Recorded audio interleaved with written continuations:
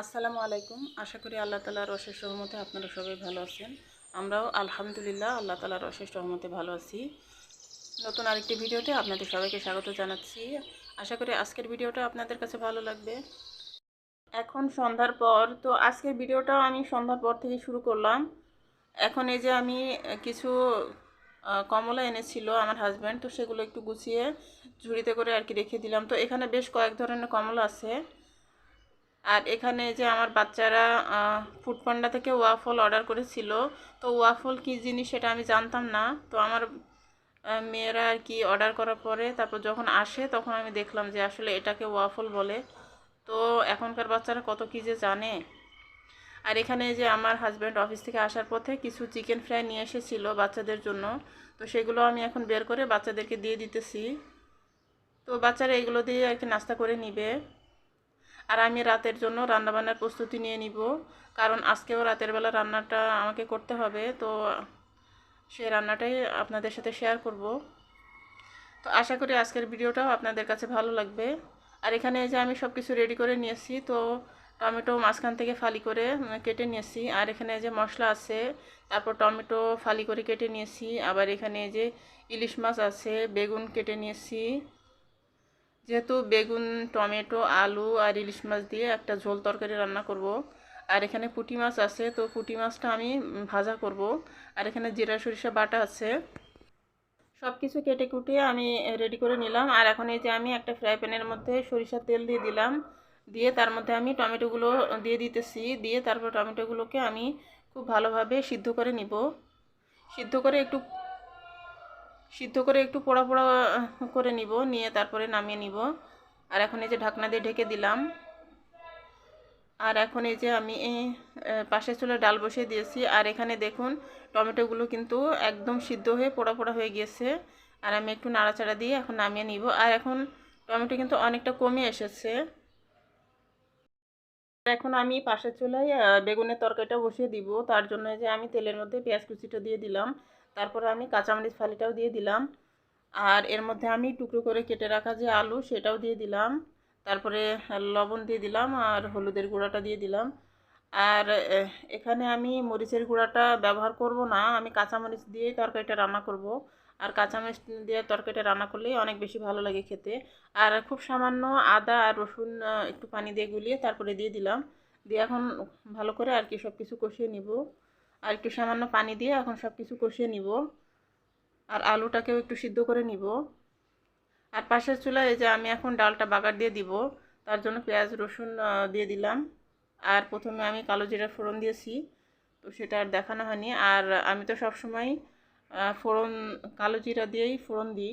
আর এই যে এই চুলায় এখন আমি মশলার মধ্যে ইলিশ মাছের টুকরোগুলো দিয়ে দিলাম, দিয়ে নাড়াচাড়া করে এখন আমি একটু ঢেকে ইলিশ মাছটাকে একটু কষিয়ে নিব। আর এই যে আমার এদিকে পেঁয়াজ রসুন কিন্তু লাল লাল করে ভেজে নেওয়া হয়ে গেছে। এখন আমি এর মধ্যে ডালটা ঢেলে দিলাম। তো এই তো আজকের ডালটা কিন্তু খুবই মজা হয়েছিল। আর এই যে আমার ইলিশ মাছের গুলা কিন্তু কষিয়ে নেওয়া হয়ে গেছে। তো আমি এখন একটু উল্টে পাল্টে দিতেছি। উল্টে পাল্টে দিয়ে তারপরে আমি তুলে নিব, মাছগুলো তুলে নিব। তো মাছগুলো এভাবে কষিয়ে নিয়ে রান্না করলে কিন্তু খুব ভালো লাগে, কারণ মাছের মধ্যে তাহলে মশলাটা ভালোভাবে ঢুকে। আর ইলিশ মাছটা আমি কখনোই ভেজে রান্না করি না, আমার কাছে ভালো লাগে না।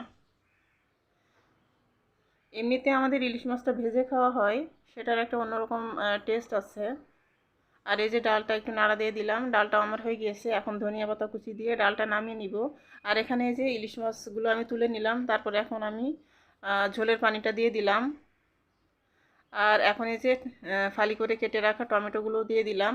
আর এখন একটু জিরা সরিষা বাটা দিয়ে দিলাম।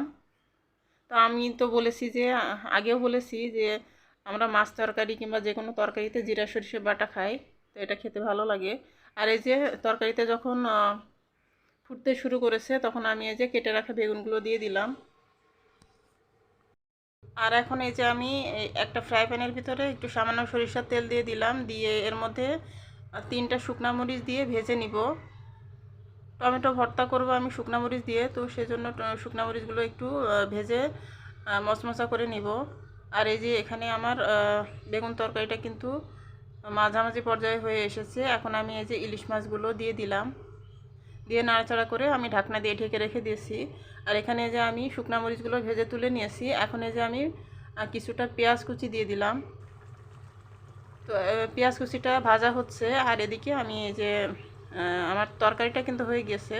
তো আমি এখন ধনিয়া পাতা কুচি দিয়ে তারপরে নামিয়ে নিব। তো খুবই মজাদার তরকারি হয়ে গেল, বেগুন, আলু, টমেটো, ইলিশ মাছের ঝোল। খুব মজার তরকারি এটা। আর এই যে যথারীতি আমি সবজিটাও করে নিতেছি, যেহেতু সকালবেলা আমার হাজব্যান্ড সবজি খাবেন, তো তার জন্য এখন আমি সবজিটাও বসিয়ে দিয়েছি। আর এই তো আমার তরকারিটাও হয়ে গিয়েছে, আর এখন আমি টমেটো ভর্তাটাও করে নিব।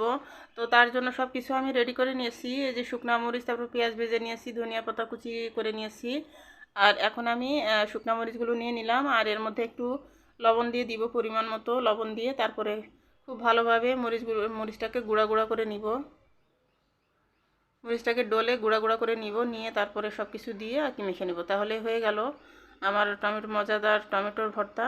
তো এখন আমি ধনিয়া পাতা কুচি দিয়ে আর একটু ভালো করে মেখে নিতেছি। তো এই তো হয়ে গেল।